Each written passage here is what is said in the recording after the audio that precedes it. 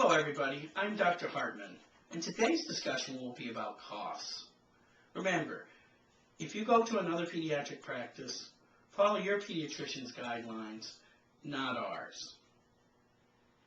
So coughs. What do we at the practice worry about with coughs? It's very simple. Those coughs that affect the quality of life of a child. Number one, more than a few nights awake with a cough.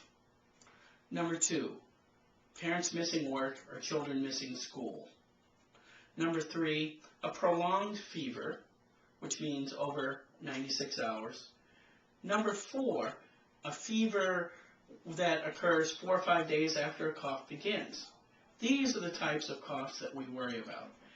Now, what do parents worry about with a cough? One, how long it's gone on.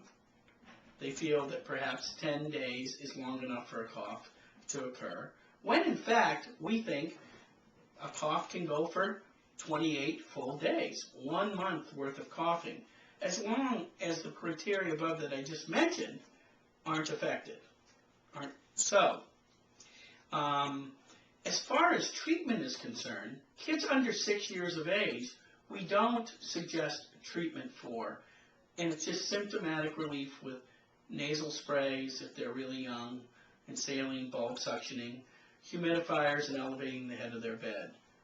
After 6 years of age, we suggest things with dextromethorphan, purely, not a nasal decongestant or an antihistamine, or diphenhydramine, which is Benadryl. Remember, what we are discussing and mentioning here are not kids with pneumonias, asthma, or chronic sinusitis as well. Thank you.